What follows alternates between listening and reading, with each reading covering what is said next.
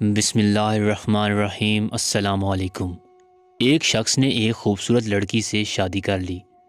بہت محبت کرتا تھا اپنی بیوی سے، مگر ایک دن اس لڑکی کو جلد کی بیماری لگ گئی، جس سے اس کی خوبصورتی روز بروز گھٹتی جا رہی تھی۔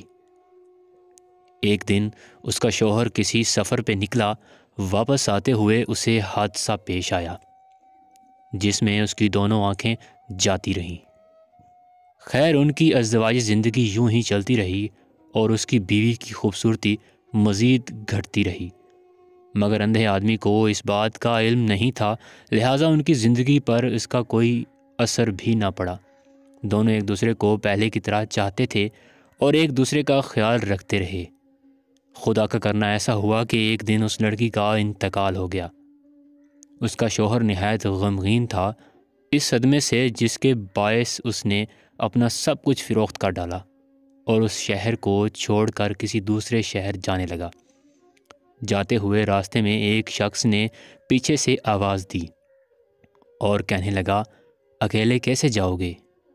اب تک تو آپ کی بیوی آپ کی مدد کرتی رہی، آپ کا خیال رکھتی رہی اور آپ کی آنکھیں بنی رہی۔